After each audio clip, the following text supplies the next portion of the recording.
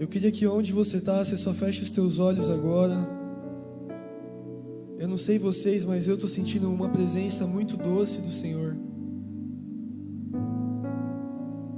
Aonde você está, só começa a reconhecer aquilo que o Senhor está fazendo em nosso meio.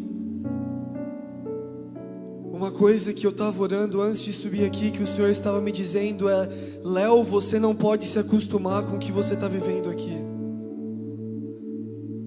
E eu sinto que existe um convite essa noite para nós como Vox, entendermos que nós não podemos nos acostumar com aquilo que a gente está vendo, com aquilo que a gente está vivendo.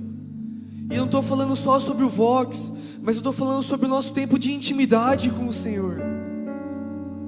Enquanto eu estava orando sobre essa noite, o Senhor estava me falando: ei, será que em você eu posso encontrar um coração que continua queimando dia e noite, dia a dia, ano após ano, semana após semana?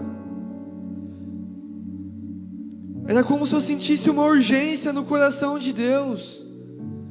Ele falando: ei, qual é a resposta do coração desses jovens que são apaixonados não só pela palavra, não só pela presença? Aonde você está, só comece a orar em línguas agora. Se você não ora em línguas, comece a entoar um cântico ao Senhor. Comece a exaltar o nome dEle se você não ora em línguas. Mas eu sinto que as águas precisam começar a se mover sobre esse salão essa noite. Não é só mais um sábado, mas o Senhor está falando: ei, eu quero marcar essa noite. Eu quero marcar essa noite com o meu amor. Mas será que os corações estão abertos? Abre a sua boca, Vox, e entenda que o Rei dos Reis está caminhando sobre o nosso meio. Entenda que o Espírito de Deus está pairando sobre esse salão. Oh, rakatsaramamamase, oh, rokotororobosotoroboke, oh, rakatsaramamamamaso, oh, rokotororobobobobose, oh, rakatsaramamamamasho, oh, rokotororoboboboboso, oh, rokotororobobobose, karabababase. Só coloca a mão na pessoa que está do seu lado e continua orando em línguas. Continua mexendo nas águas. Eu sinto que existem águas que querem subir essa noite, mas nós precisamos fazer a nossa parte.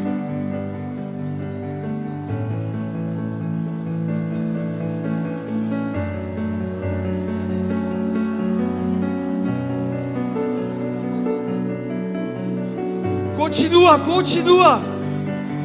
Existe algo que o Senhor quer destravar hoje em nosso meio. Oh,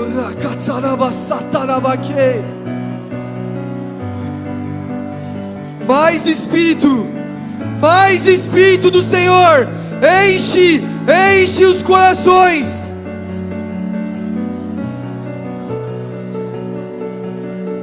Marca-nos essa noite.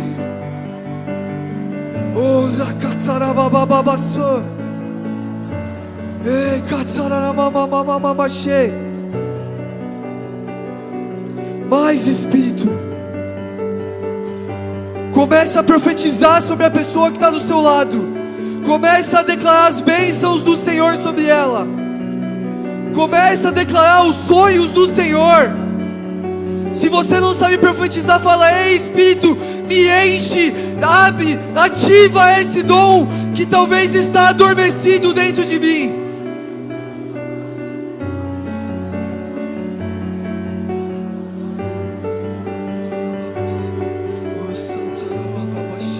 O Senhor está falando: ei, desperta, tu que dormes.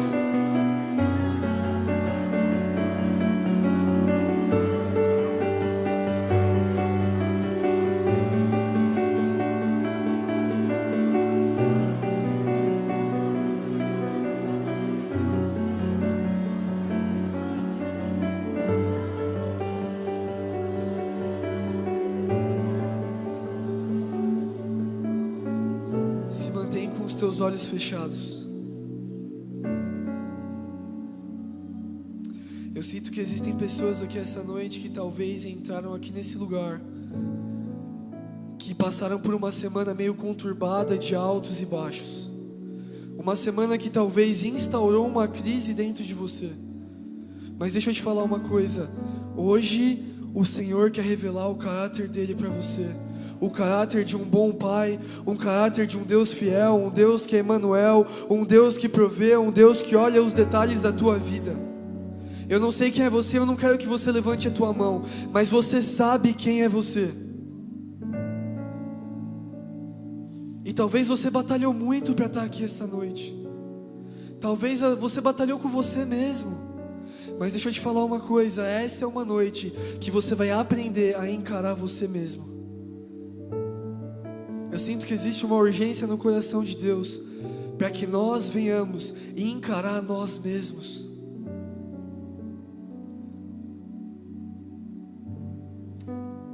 Tem misericórdia de nós, Senhor. Que nós possamos ser fiéis àquilo que o Senhor tem derramado sobre nós. Espírito de Deus continua nos aconselhando, continua guiando os nossos passos.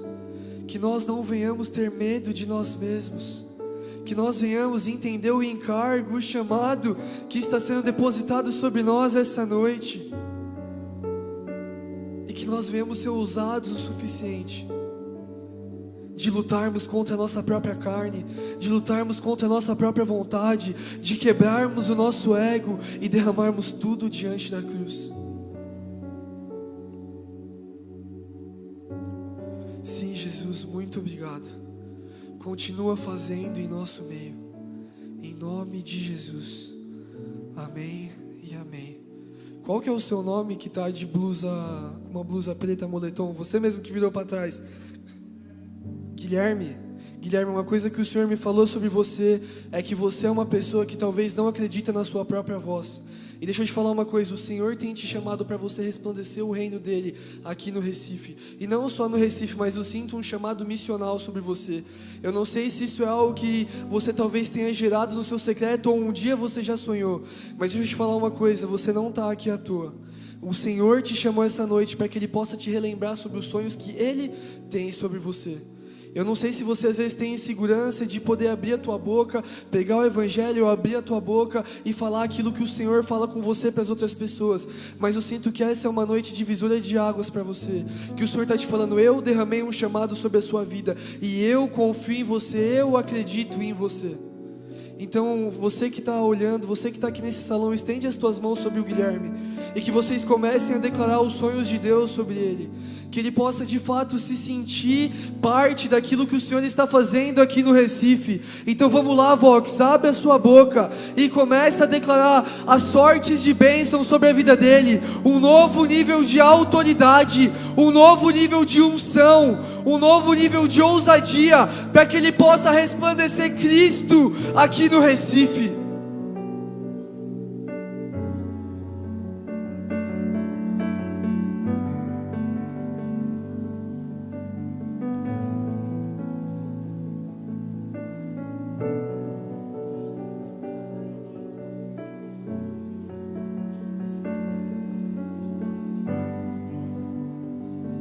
Sim, Jesus, nós oramos agora sobre o Guilherme, para que o Senhor venha de fato abençoar e trazer uma memória fresca sobre os teus planos, os teus sonhos, o chamado, o propósito, aquilo que o Senhor tem levantado Ele para fazer aqui nessa terra. Nós declaramos, Pai, que o Senhor venha acender uma chama sobre o coração dele, para que ele possa continuar dizendo sim, porque um simples sim muda uma história de uma nação, um simples sim muda a história de gerações e gerações.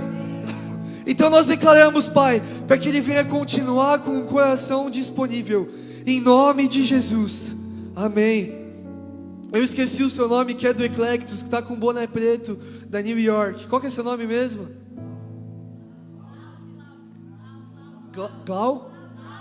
Cláudio, uma coisa que eu senti sobre você é que o Senhor que Ele quer restaurar a tua fome, a chama do primeiro amor sobre o seu coração. Eu vejo você todo sábado aqui, e você faz parte do Eclectus, mas uma coisa que eu estava olhando essa semana que o Senhor me relembrou sobre você, é que existe um fogo que precisa ser acendido novamente sobre você, uma nova paixão para o primeiro amor, que o Senhor está falando: ei Cláudio, existe algo que eu quero fazer através da sua vida, no seu trabalho, existe um discipulado sobre a cidade do Recife, que o Senhor quer confiar sobre você. Então aonde você está, estende as suas mãos sobre o Cláudio, e começa a declarar um novo fogo, uma nova paixão, um novo encargo, uma nova visão sobre discipulado.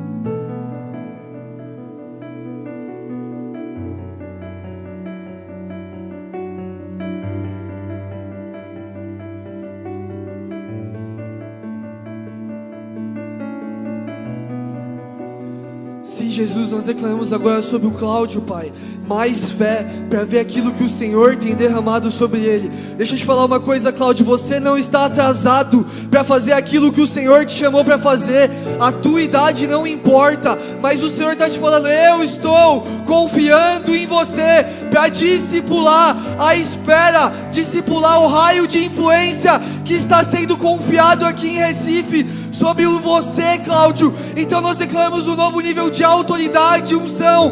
Alarga a visão dele para derramar uma nova revelação sobre discipulado, sobre a geração nova de Recife. Eu declaro ondas de salvação através da vida do Cláudio. Eu declaro um chamado evangelístico sendo despertado sobre ele essa noite. Mais Espírito Santo, mais Espírito Santo, marca o Cláudio essa noite com fogo fresco, em nome de Jesus, amém. Algo que o Espírito Santo está me falando para falar também é: eu não senti nada específico, mas existe alguém aqui que está enfermo, existe alguém aqui que está com alguma dor física, alguém aqui que está se sentindo mal, talvez dor de garganta, talvez sintoma gripal. Existe alguém aqui que está com algum sintoma? Uma pessoa aqui, duas pessoas aqui, três pessoas aqui, 4, 5, 6, 7, 8... Fica com a sua mão bem levantada, pode ser qualquer coisa. Eu acredito num Deus que está vivo e um Deus que pode te curar aqui hoje. Então, se você tem fé, assim como eu tenho fé, levanta a tua mão bem alto se você está sentindo alguma coisa. Bem alto, bem alto. E você que está ao redor, só chega perto de uma pessoa que está sentindo alguma dor, enfermidade, gripe, e pergunta para ela: o que você está sentindo? Faz um diagnóstico aí. Pergunta para ela se ela está com dor em algum lugar, se ela está com dor de cabeça, dor nas costas. Faz o diagnóstico aqui com ela.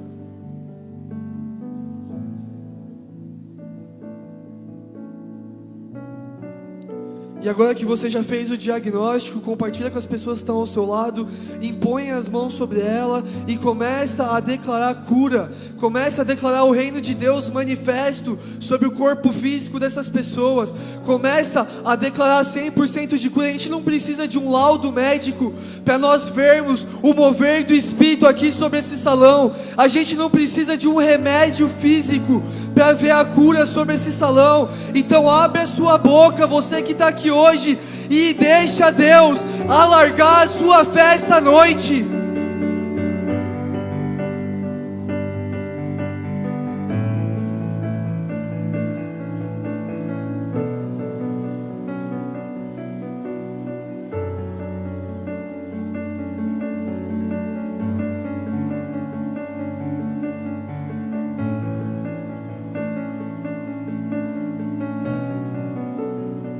Sim, Espírito de Deus, nós declaramos agora o teu toque físico sobre cada uma dessas pessoas que levantaram a mão em fé para receberem um toque essa noite. A tua palavra diz que pelas pisaduras de Cristo nós seríamos sarados. Então nós declaramos agora um toque de cura sobre cada dor de cabeça, dor nas costas. Nós declaramos cistos, nós declaramos agora tumor sumindo agora em nome de Jesus. Nós declaramos que aquilo que médicos, que laudos falariam que eram impossíveis de ver a cura aqui nessa terra. Nós declaramos um toque do Deus impossível. Nós declaramos 100% de cura sobre cada corpo físico agora, em nome de Jesus. Você que está ao redor, pergunta para a pessoa se teve alguma melhora, se ela sentiu alguma diferença, se está a mesma coisa.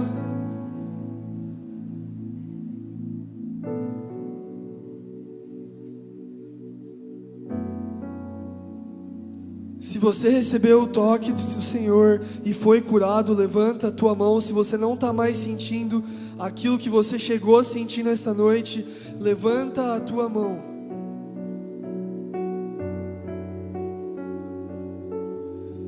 Se você ainda está sentindo aquilo que você chegou sentindo, você que foi curado aqui, glória a Deus, uma cura. Mas o Senhor ainda vai curar cada um de vocês que levantou a tua mão. Então, se você ainda não recebeu a cura completa, você que está ao redor, vamos acreditar junto com essa pessoa que ela vai sair desse lugar curada. Então continua orando, continua gerando esse ambiente de fé.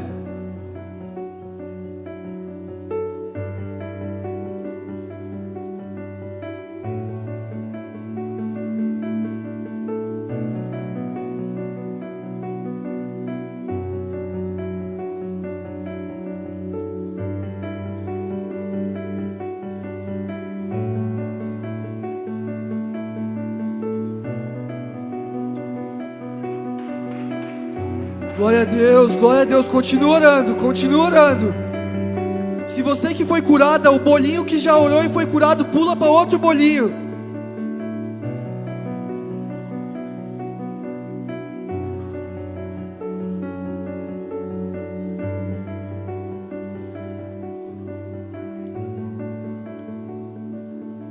Sim, Jesus, nós declaramos agora, Pai, uma cura completa sobre cada uma das pessoas. Nós declaramos e já te agradecemos, porque aquele que começou a boa obra é fiel para cumprir. Aquele que começou a curar é fiel para cumprir a cura completa sobre os corpos físicos. Então nós trazemos agora a existência, corpo físico, seja restaurado agora em nome de Jesus.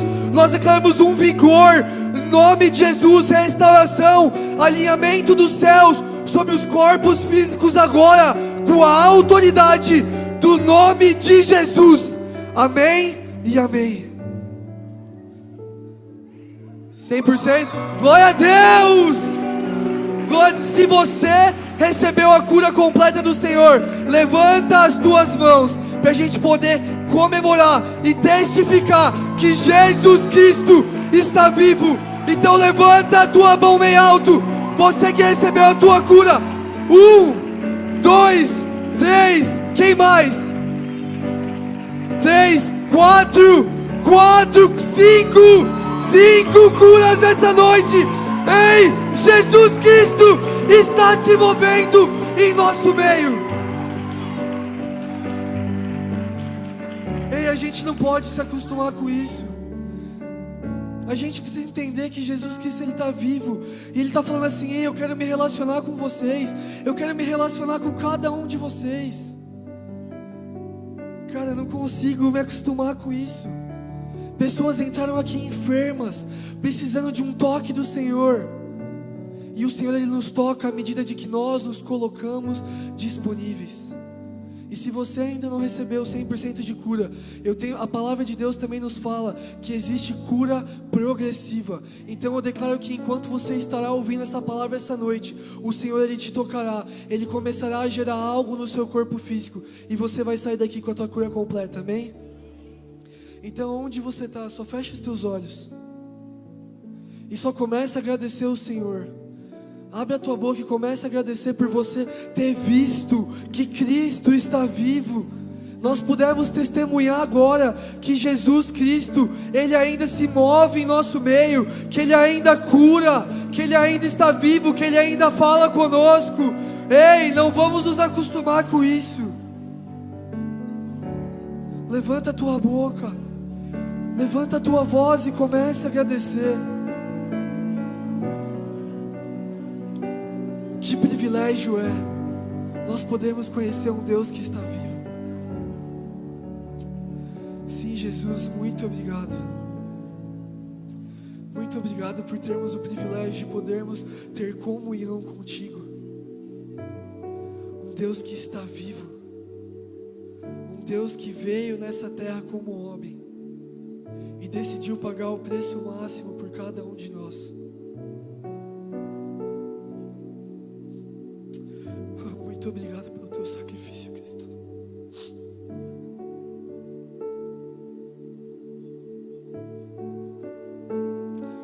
Algo que eu sinto muito no meu espírito é que Cristo está falando: eu quero essa noite renovar a alegria da salvação nos corações.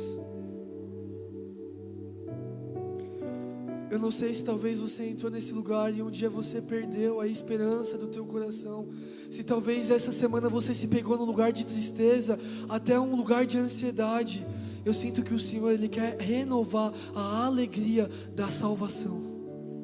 Então onde você está, só coloca a mão no seu coração e começa a falar: Cristo, renova em mim a alegria da tua salvação. Renova em mim a esperança que veio, que está aqui e que ainda há de vir.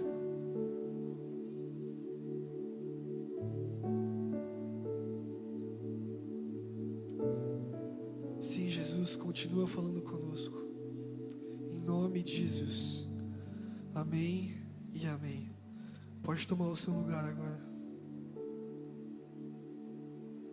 Vocês estão sentindo a presença de Deus? Eu estou sentindo muito uma presença tão doce. É como se eu estivesse até sentindo o gosto de mel na minha boca. Isso é loucura.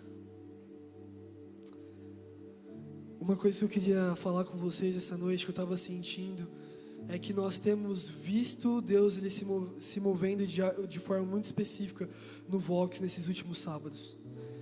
E uma palavra que Deus colocou no meu coração para esse sábado é sobre a história de Ruth, sobre o livro de Ruth. É um livro que marcou muito a minha vida, marcou muito a minha jornada com Cristo. E hoje o tema do que a gente vai falar, eu vou correr um pouco, mas o tema que a gente vai falar é uma história de fidelidade. Uma história de fidelidade porque Ruth, ela era uma mulher que talvez nunca poderia ter pisado na terra de Israel. Ela era uma mulher moabita, vinha da terra de Moabe, cresceu e nasceu na terra de Moabe, uma terra que durante muito e muito tempo foi considerada como se fosse um povo amaldiçoado pelo Senhor por conta dos teus atos. Mas a gente vai entrar e explicar isso um pouco mais para frente. E Ruth, a história dela é muito engraçada, porque enquanto eu estava orando sobre essa noite, o Senhor estava me falando sobre muitas pessoas que chegariam aqui hoje com uma semana de altos e baixos. Uma semana que talvez deixou você em crise com aquilo que você estava vivendo, deixou você em crise com aquilo que você estava pensando. Talvez você duvidou de muitas coisas essa semana. Mas uma coisa que a gente pode ver na história de Ruth é que Ruth, ela foi leal e fiel até o final da vida dela. E eu sinto que é isso que o Senhor quer relembrar nós, os jovens dessa igreja, nós como Vox, nós como juventude de Recife, a como manter uma vida leal e fiel ao Senhor. E antes de a gente entrar na história de Ruth, a gente vai falar um pouco sobre o contexto de que o livro de Ruth, ele entra na Bíblia. Se você puder abrir comigo Juízes 21, 25. Juízes 21, 25.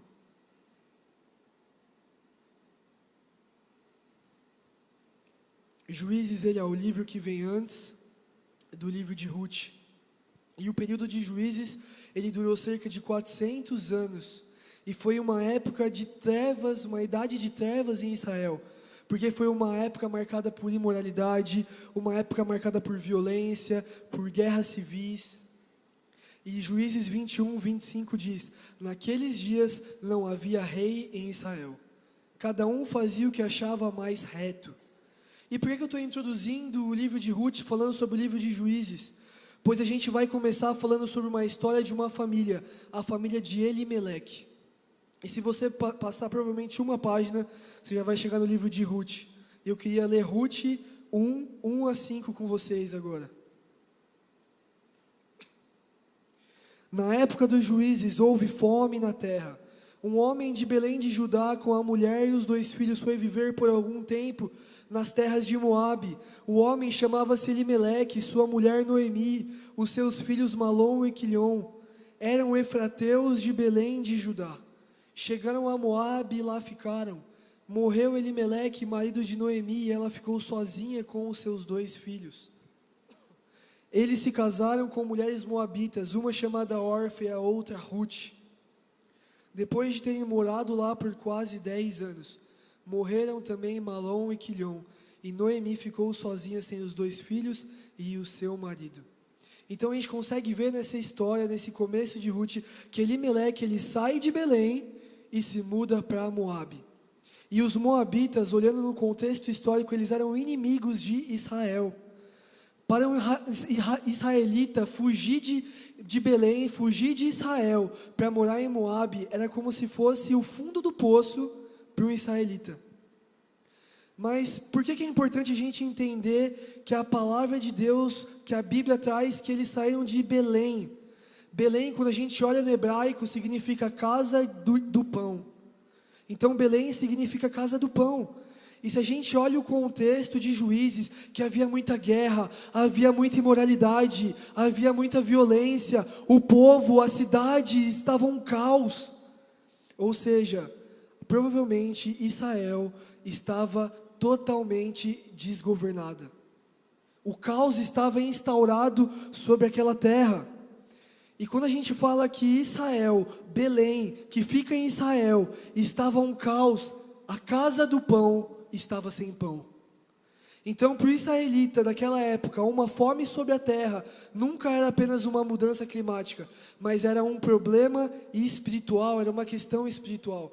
Então, naquela época, o livro de Ruth, ele já começa dizendo, nos dias em que os juízes julgavam, mas no final do livro de Juízes diz, naqueles dias não havia rei em Israel. Então não havia uma voz de expressão, uma voz de autoridade que trouxesse a visão do Senhor sobre aquela terra. E nós vemos que todas as cidades aqui hoje falando, todos os países que não existe alguém que traz direção, é um país que passa por desordem. E naquela época nós conseguimos ver uma desordem sobre Israel. E a história de Ruth, ela começa nesse contexto, que Israel estava passando fome, estava numa época de seca, existiam juízes que estavam ali, eram levantados para libertar o povo. Mas não havia um rei, não havia um porta-voz, que de fato ali trouxesse alinhamento dos céus para aquela terra. Então a família de Elimeleque foge para Moabe. E dessa forma a gente vai entrar no nosso primeiro ponto. Quando a gente fala sobre o povo de Israel, a terra de Israel está passando por fome. A fidelidade não negocia com a crise. A família de Elimeleque, quando viu que Israel estava passando por fome, estava passando por seca, estava passando por dificuldades, ele deixou que a fidelidade dele fosse negociada com a própria crise existencial que ele estava vendo através do que estava acontecendo na terra. Mas deixa eu te falar uma coisa, a fidelidade exige convicção inabalável da nossa parte. A família de Elimeleque vê a casa de pão sem pão, e o que eles fazem? Eles fogem. Eles negociaram a fidelidade de Deus pela crise. Então nós precisamos entender que nossa vida tem altos e baixos, mas a gente não pode negociar aquilo que Deus está pedindo para a gente fazer, quando a primeira crise bate na nossa porta. Algo que eu sinto muito forte no meu espírito é que esse ano de 2026 nós iremos passar por altos e baixos. Mas qual é a postura do nosso coração quando nós estamos passando pelo fundo do vale? Será que a gente sempre, quando está passando pelo fundo do vale, ou quando a gente está passando por dificuldades financeiras, ou quando a gente está passando com dificuldade com o nosso chefe, quando a crise bate na nossa porta, será que a gente negocia a nossa fidelidade ao Senhor, nossa fidelidade ao chamado, nossa fidelidade àquilo que a gente tem que fazer com a crise? Uma coisa que o Senhor tem falado muito comigo é, Léo, você precisa parar de enxergar com os olhos terrenos aquilo que eu estou fazendo aqui nesse lugar. E isso é um chamado para nós como cristãos. A gente precisa começar a observar, a entender e enxergar aquilo que está acontecendo no âmbito espiritual. E esse é o contexto que Ruth aparece na palavra de Deus. A família de Elimeleque foge para Moabe, e Ruth é uma moabita. E Ruth entra nessa história dessa família, nesse contexto. Mas por que a gente está falando sobre não negociar a fidelidade com a crise? O que você está falando, Léo? E agora vai lá para Ruth 1,16. Ruth, porém, respondeu: não insistas comigo que te deixe, e não mais a acompanhe. Aonde fores irei, onde ficares ficarei. O teu povo será o meu povo, e o teu Deus será o meu Deus. E quando Ruth fala que o teu povo será o meu povo, o teu Deus será o meu Deus, ela está dando um passo de fé. Porque se a gente olhar, os moabitas, o povo de Moabe, ele teve origem num episódio trágico e vergonhoso, que fala lá em Gênesis 19. Após a destruição de Sodoma e Gomorra, Ló fugiu para as cavernas, e por isso Ló fugiu das cavernas, Sodoma e Gomorra foi destruído. E as filhas dele estavam na caverna com ele, e elas pensaram: opa, eu acho que eu vou ter relacionamento com meu pai, para que a minha linhagem possa ser continuada. Então elas se deitam com Ló. E o filho mais velho da filha de Ló foi chamado Moabe. E ele é o patriarca dos moabitas. Em Deuteronômio 23:3 diz: nenhum amonita ou moabita, ou qualquer dos seus descendentes, até a 10ª geração, poderá entrar na Assembleia do Senhor. Por quê? Porque a geração de Moabe, o povo de Moabe, já foi gerado num lugar de incesto, num lugar imoral. Então foi um povo que desde lá do começo já foi iniciado num lugar de pecado.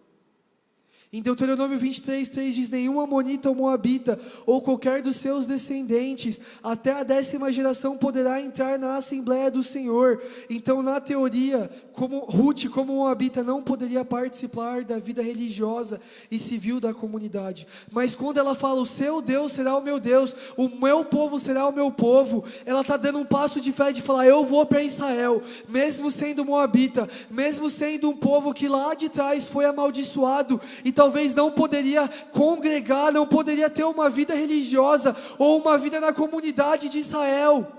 Mas por fé e convicção, o seu Deus será o meu Deus. Eu vou abrir mão daquilo que eu acho certo. Eu vou abrir mão das minhas convicções terrenas. Eu vou abrir mão da cultura moabita. Por quê? Porque eu sei que existe um Deus que está com a tua família. E muitas vezes a gente vê a crise bater na nossa porta e a gente esquece o Deus que nós servimos. Às vezes a crise bate na nossa porta, os problemas, as nossas emoções estão afloradas, e a gente esquece que nós temos uma palavra para fazer o que nós estamos fazendo. E pensa comigo, Ruth, ela era moabita, ela nem sabia quem era Deus, ela não sabia quem era o Deus de Israel, o Deus soberano, ela só sabia quem eram os deuses falsos de Moabe. Como que uma pessoa que nunca ouviu falar do Senhor fala: o seu Deus será o meu Deus, o teu povo será o meu povo? E nós que temos a palavra, nós que temos o Espírito habitando dentro de nós, quando a crise bate, a gente não sabe nem o que fazer, a gente fica desnorteado, a gente não tem fé. Ruth tinha acabado de ver o seu marido morrer, e ela fala: Noemi, eu irei te acompanhar, aonde você morrer, eu vou morrer junto, porque eu sei o poder do teu Deus. Mas algo que o Senhor tem falado muito comigo é: porque nós que temos acesso total a Cristo, nós que temos acesso total ao Espírito, muitas vezes esquecemos da soberania dEle, muitas vezes nós esquecemos do que Ele pode fazer, e a gente deixa que com uma circunstância, toda a nossa vida seja abalada. Existe um chamado para nós essa noite, que nós venhamos entender que os fundamentos não podem ser mais abalados, mas primeiro nós precisamos entender que a gente precisa conhecer e reconhecer o caráter soberano do Senhor sobre as nossas vidas. E quando Ruth, ela se juntou à família de Elimeleque, ela começou a ver que mesmo eles tendo fugido do problema, mesmo a família de Elimeleque tendo fugido de Israel, eles fugiram daquilo que estava acontecendo.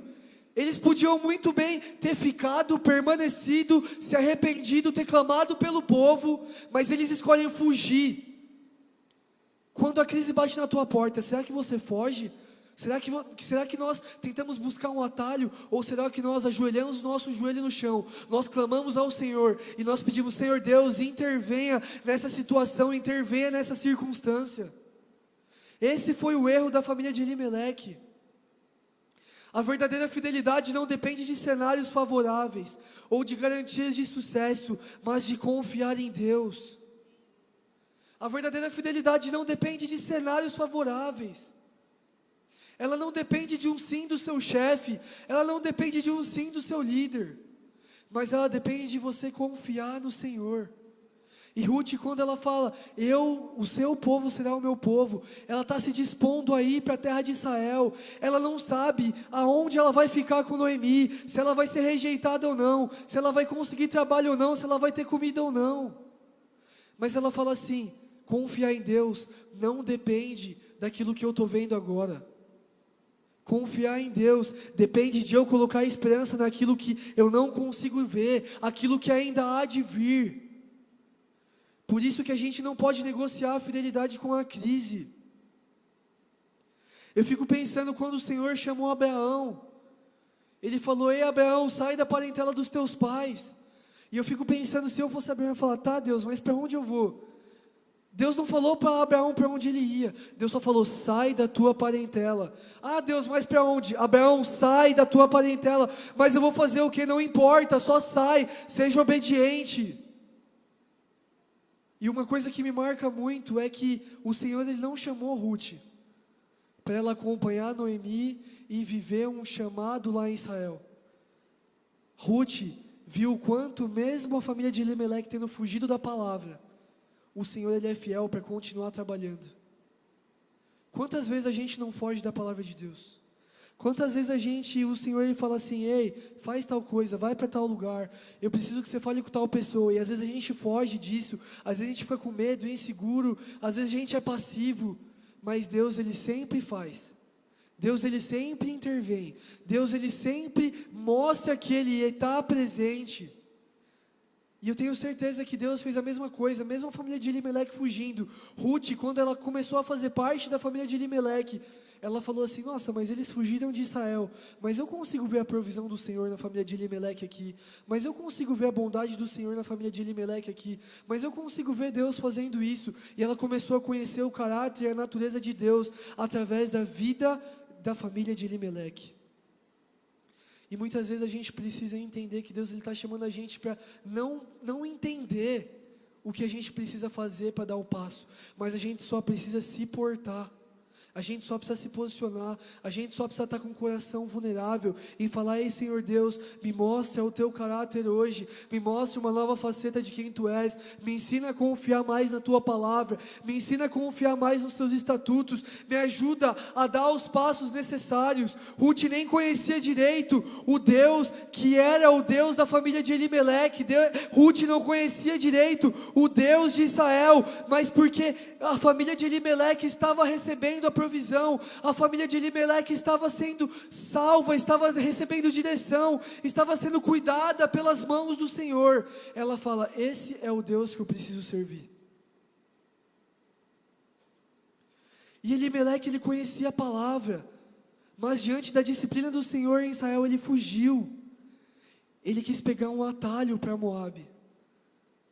E muitas vezes a nossa primeira reação na crise é sempre tentar fugir do processo de Deus. Elimeleque fugiu da seca de Israel, mas encontrou morte em Moabe. O atalho é sempre o caminho mais longo do ponto A até o ponto B. Isso tem falado muito comigo, essa frase: o atalho é sempre o caminho mais longo do ponto A até o ponto B. Porque quando você está quase chegando no ponto B, você saiu do ponto A: eu preciso chegar ali, eu estou indo. Estou chegando no ponto B, e aí o Senhor fala: eu não vou te dar a terra prometida agora, porque você quis pegar um atalho e você não passou por esse processo. Então eu tenho que voltar, passar pelo processo, aí eu vejo, tá bom, posso ir para o ponto B agora. E aí tem um outro atalho que eu vou chegar mais rápido aqui. E aí Deus fala assim, eu não vou te dar a terra prometida de novo. Por quê? Porque você está tentando achar atalhos. Você precisa passar por um processo. Nós precisamos abraçar mais os processos de Deus. Quem disse que crise é algo ruim é uma mentira. O mundo fica tentando instaurar na nossa mente que crise é algo ruim. Mas as temporadas de crise são as temporadas que Deus, Ele reafirma as alianças que nós temos com Ele. A gente precisa parar de ter uma mentalidade de dodói, de ai meu Deus a crise, ai meu Deus isso daqui está doendo. Ruth nem conhecia Deus, e ela falou, eu vou para uma terra desconhecida como estrangeira. Eu vou abraçar o processo, eu vou encarar a dor do crescimento, porque eu sei o Deus que é o Deus de Israel. Eu sei que é o Deus que cuida da Zion, eu sei o Deus que cuida do Vox. Eu sei o Deus que cuidou da minha família até agora. A gente não pode negociar a fidelidade com as nossas crises. A fidelidade precisa fazer com que o nosso eu venha morrer. Por isso nosso ponto 2, a fidelidade é o funeral do meu eu. Na crise, ou você é fiel à sua carne, ou você é fiel ao Espírito. Quando eu reconheço que existe um problema, que existe uma crise, o próximo passo é encarar você mesmo. Porque Ruth tinha reconhecido qual era o Deus que estava sobre a família de Elimeleque. Ela reconheceu qual era o Deus de Israel. Mas ela falou assim, tá, mas agora eu preciso ir para uma terra que eu vou ser estrangeira, uma terra que é inimiga dos Moabitas, e agora o que eu faço? Ela precisou lutar contra ela mesma. Ruth entendeu que o eu dela precisava morrer, para que ela pudesse continuar vivendo e continuar conhecendo o Deus soberano de Israel. A palavra de Deus diz em Ruth 1, 14 e 18. Elas então começaram a chorar bem alto de novo. Depois Orfa deu um beijo de despedida à sua sogra, mas Ruth ficou com ela. Então Noemi a aconselhou, veja, sua concunhada está voltando para o seu povo, para o seu Deus, volte com ela. Ruth, porém, respondeu, não insistas comigo que te deixe, e não mais a acompanhe. Aonde fores, irei, onde ficares, ficarei. O teu povo será o meu povo, e o teu Deus será o meu Deus. Onde morreres, morrerei, e ali serei sepultadas. Aonde morreres, morrerei. Então Ruth fala, ei, eu estou indo com você para essa terra de Israel. Por quê? Porque eu sei que eu posso ficar aqui, no lugar confortável, eu posso aqui voltar à casa dos meus pais. Mas existe duas dores que nós podemos experimentar na nossa vida. A dor do crescimento e a dor de permanecer estagnado a nossa vida toda no mesmo processo. E Ruth, quando ela fala, eu vou, onde você morreres, eu morrerei junto. O seu Deus será o meu Deus, a tua terra será a minha terra. Ela está falando, eu vou abraçar a dor do crescimento na minha vida. Eu vou abraçar a dor do processo. Por que eu estou falando que existem duas dores? Porque para a gente crescer dói. Porque quando a gente está crescendo com Deus, quando a gente está buscando mais a Ele, Ele começa a falar as verdades, Ele começa a lapidar o nosso caráter, Ele começa a mostrar qual é a nossa verdadeira identidade, Ele começa a falar quais são os passos para a gente sair da nossa zona de conforto. Isso dói, isso não é confortável, não é gostoso, mas é necessário para que eu e você venhamos viver o chamado pleno do Senhor aqui nessa terra. E a dor de nós ficarmos estagnados. Eu não sei vocês, mas uma oração que eu tenho feito nesse ano de 2026 é: Senhor Deus, me mostra claramente quais são os processos que você quer que eu passe nesse ano de 2026. Para que você possa mexer, remexe tudo que está aqui dentro. Ei, machuca o meu caráter, fere o meu caráter, fere quem eu sou, para que no final de 2026 eu venha me parecer mais com Cristo. Mas a gente tem a escolha de abraçar a dor, de se parecer mais com Cristo, de deixar que o Senhor molde o nosso caráter, de deixar que as verdades deles venham enraizar aqui e aqui. Ou a gente pode ficar, isso daqui está doendo demais. Deus, amanhã eu faço isso. Nossa, Deus, essa verdade machucou muito, olha, tô até com dor de cabeça. Mas pode deixar para amanhã, deixa uma pessoa confirmar isso. Quando alguém vier entregar uma palavra de conhecimento para mim, eu tomo esse passo. Nossa, Deus, não, isso daqui é muito para eu carregar agora.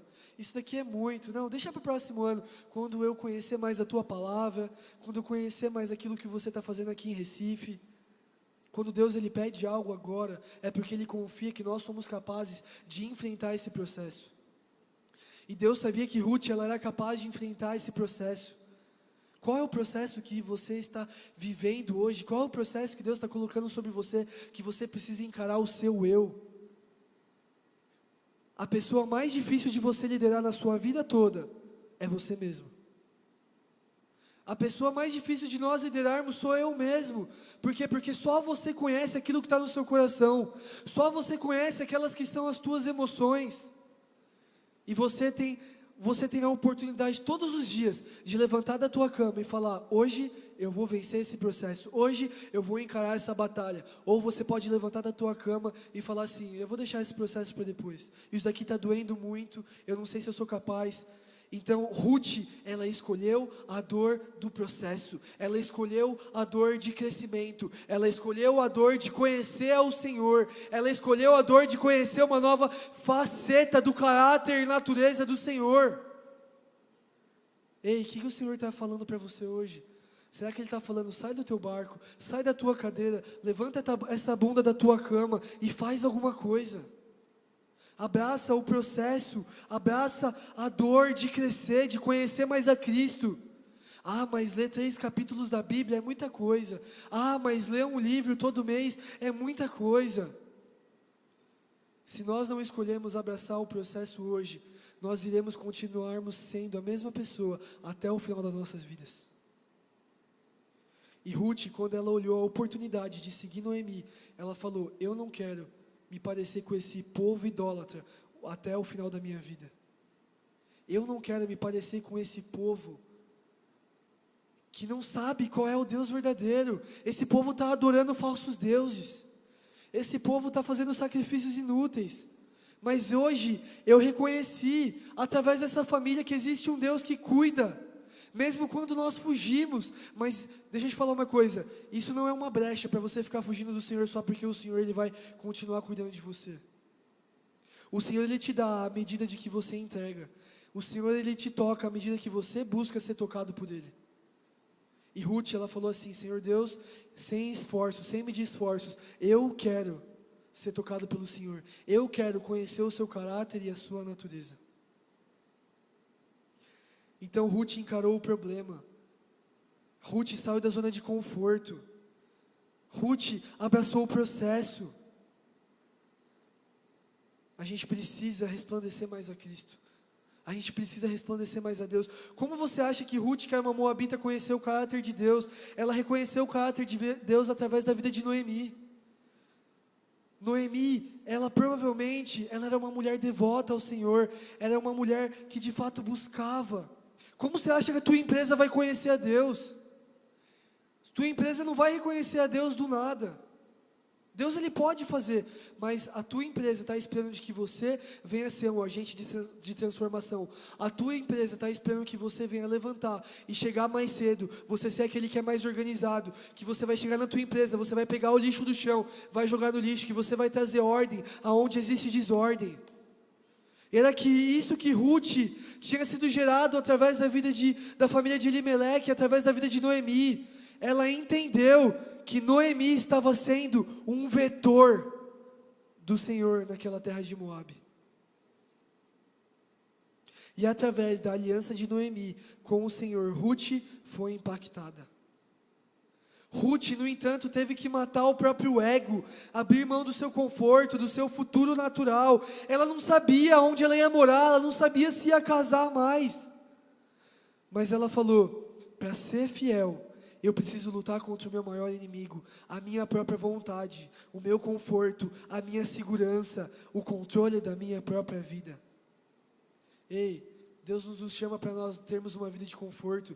Deus nos chama para ter uma vida de desconforto. Mateus 16, 24 diz: então Jesus disse aos teus discípulos: se alguém quer vir e ser meu seguidor, negue-se a si mesmo, tome a tua cruz e siga-me. Quando Ruth está falando, eu vou sair da terra de Moabe, ela está pegando a própria cruz e falando: eu vou seguir esse Deus. Eu vou negar a mim mesmo, eu vou negar a minha cultura, tudo aquilo que eu acho que é verdade, para seguir um Deus verdadeiro. A fidelidade exige renúncia, sacrifício. Muitas vezes nós colocamos em posições de humildade e serviço do eu natural. Nós precisamos rejeitar o eu natural, sermos mais humildes. O Senhor está buscando uma geração que busca sepultar o nosso eu dia após dia. João 3,30 diz: é necessário que ele cresça para que eu diminua. Ei, será que nós temos deixado o Senhor crescer para que nós venhamos cada vez mais, dia após dia, nos diminuir? Para nós sepultarmos o nosso próprio eu, para nós matarmos o nosso próprio eu, é necessário que Ele cresça e nós nos diminuamos. É necessário que Ele molde o nosso caráter. É necessário que Ele toque e quebre o nosso ego. Ei, será que aqui existem corações que estão dispostos a deixar o Senhor mexer no nosso ego, deixar o Senhor mexer no nosso caráter, deixar o Senhor tocar aquilo que precisa ser tocado? É exatamente isso que Ruth faz quando ela decide permanecer com Noemi. Ela decide não medir esforços.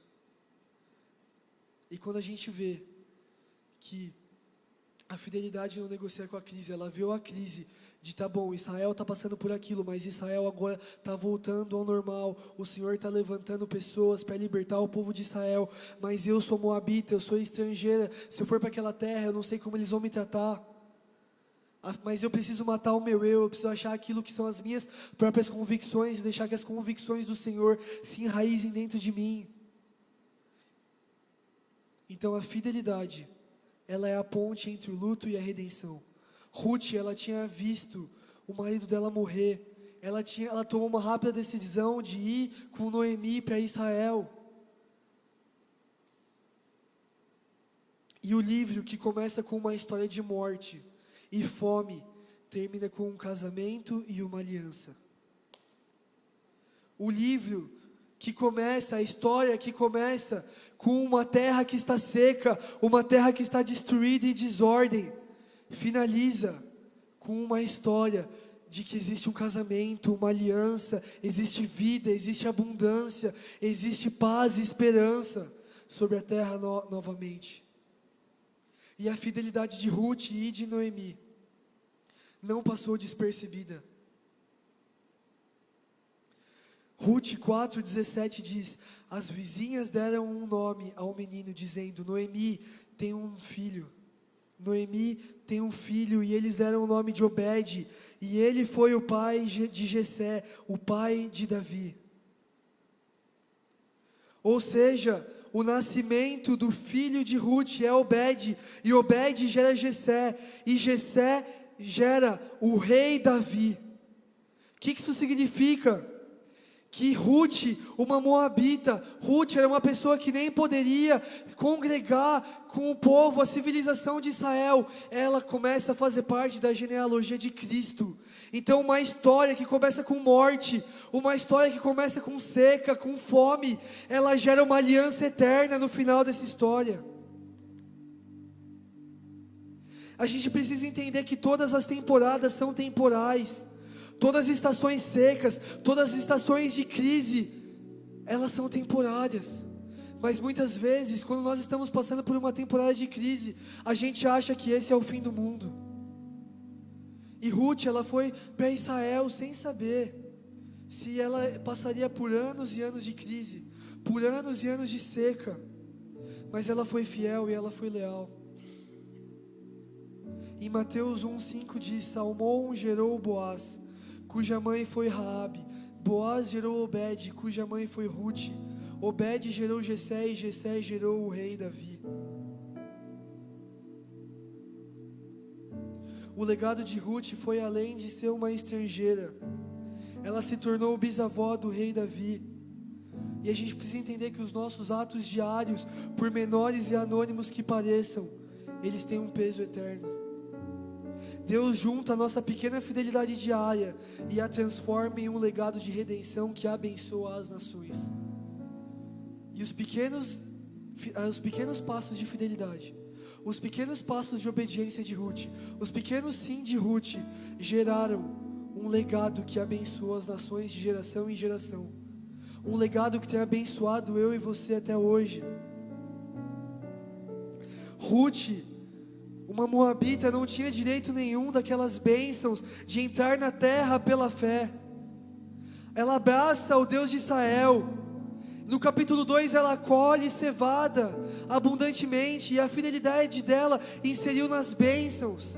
Em Deuteronômio 28 diz: Deus promete que o povo ouvisse a sua voz e guardasse a aliança, e as bênçãos o alcançariam. E Ruth, ela vive essas alianças de Deuteronômio 28. Em Deuteronômio 28, 3 diz: bendito serás na cidade, bendito serás no campo. E Ruth vai exatamente para o campo e encontra um favor de Boaz na plantação. Deuteronômio 28, 4 e 5 diz: bendito o fruto do teu ventre, o fruto da tua terra, bendito o fruto do cesto e da tua amassadeira. Ruth colhe tanta cevada que volta para casa com o cesto cheio, garantindo o sustento dela e da sua sogra. E mais tarde Ruth recebe a bênção do fruto do ventre ao gerar Obed. Obed gera Jessé e Jessé gera Davi. E Deuteronômio 28, 8: o Senhor mandará que a bênção esteja contigo nos teus celeiros e em tudo que puseres as mãos. E mesmo sendo estrangeira vulnerável, ela é protegida no campo por Boaz, e tudo que Ruth faz prospera. Pelos pequenos atos de Ruth, de ir até o campo, de colher a cevada, de ir até o campo, falar com Boaz, de ir até com Noemi para Israel, os pequenos atos, ninguém estava vendo Ruth dar os pequenos passos diários, os pequenos passos de fidelidade, mas os pequenos atos de fidelidade de Ruth passaram a fazer parte da história de Jesus Cristo lá na frente. Isso nos mostra que o nosso pequeno sim muda toda a história. Um simples sim muda toda a história. Um simples sim de fidelidade muda uma história de toda a humanidade, de geração em geração. Isso mostra que quando uma pessoa, por fé, e decide se arrepender, pode superar o peso da maldição histórica de uma geração toda. A nação de Moabe tinha contratado o profeta Balaão para amaldiçoar Israel lá atrás. Mas o mesmo povo de Moabe forneceu o ventre do bisavô do maior rei da história de Israel, que é Davi. Fé, arrependimento e amor leal foram os fatores que fizeram Ruth permanecer fiel ao chamado que o Senhor havia desenhado para ela. E para você e para mim, o que hoje o Senhor espera e está falando para você? Será que existe fé? Será que você tem um coração que busca arrependimento todos os dias? E será que existe um amor leal para continuar dizendo sim, mesmo que você não está vendo o chão, mesmo que você não está vendo uma luz no final do túnel? Na história de Ruth nós conseguimos ver um amor leal do começo ao fim. Aonde você está, só levanta no teu lugar. Eu queria convidar você para fechar os teus olhos e começar a meditar nessa palavra, porque hoje o Senhor está nos convidando para nós não ficarmos negociando dia após dia a nossa fidelidade à palavra com as crises, os problemas, as circunstâncias. O Senhor está falando: será que você consegue matar o seu eu? Porque você está vendo a crise, mas você precisa encarar esse problema, encarar essa crise. Mas para isso, sepulta o seu eu hoje. E para nós sepultarmos o nosso eu, nós precisamos entender que existe uma luz no fim do túnel. que existe uma ponte entre o problema, entre a circunstância e a redenção, a restauração, o alinhamento nas nossas vidas. Eu sinto que o Senhor está pedindo essa noite para nós, para que nós venhamos ter fé, para não negociar com a crise, que nós venhamos ter um coração arrependido, buscando matar o nosso eu, e que o Senhor está buscando transformação naquilo que era luto em nós, naquilo que era dor dentro dos nossos corações, para que venha ser gerada uma redenção que ainda há de vir, uma redenção que irá gerar um legado para impactar Recife. Mas qual será a postura dos nossos corações? Será que nós conseguimos enxergar, assim como Ruth, o caráter de um Deus misericordioso? Será que nós, como Ruth, conseguimos enxergar o caráter de um Deus Emanuel? Será que nós, como Ruth, conseguimos enxergar um Deus que vai à nossa frente, um Deus que cuida?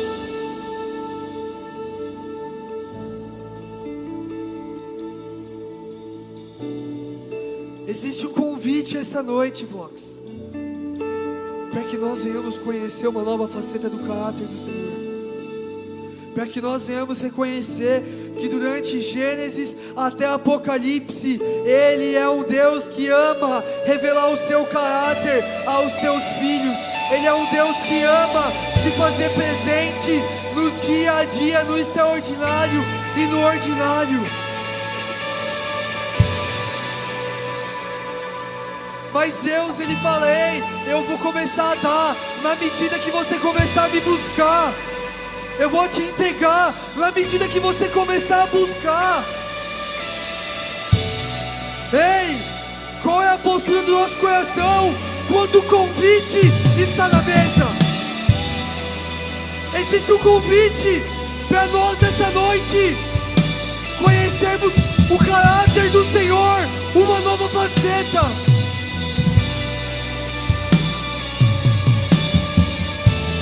Em Gênesis, um Deus Criador se revela. Em Êxodo, um Deus libertador liberta o teu povo. Em Levítico, um Deus santo santifica o teu povo. Em Números, um Deus justo, Ele é aquele juiz. Em Deuteronômio, o Deus se revela como fiel. Nos livros históricos, Ele se mostra e fala: eu sou soberano. Nos livros proféticos, é um Deus que aconselha, é um Deus que dá visão. Nos livros poéticos, Ele é um Deus que restaura. Nos evangelhos, um Deus salvador, compassivo. Nos atos, nas cartas, Ele é um Deus que capacita, é um Deus que é amor. E em Apocalipse, Ele vem como um justo juiz.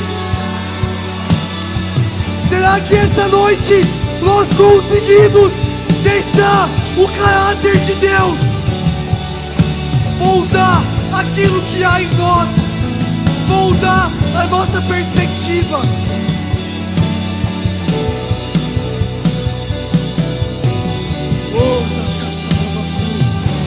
De Gênesis a Apocalipse, Ele se revela como um Deus Emanuel, um Deus que é conosco, um Deus que ama a tua criação.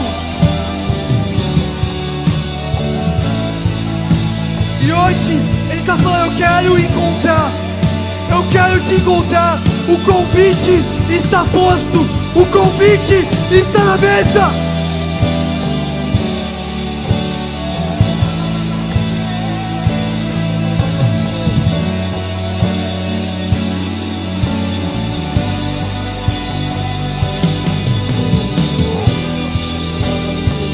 Existe um convite.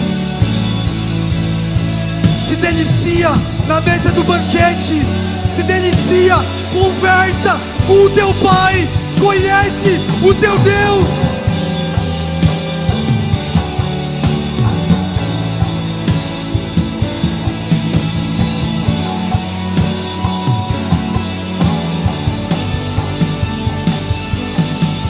do Senhor quebrando barreiras de incredulidade.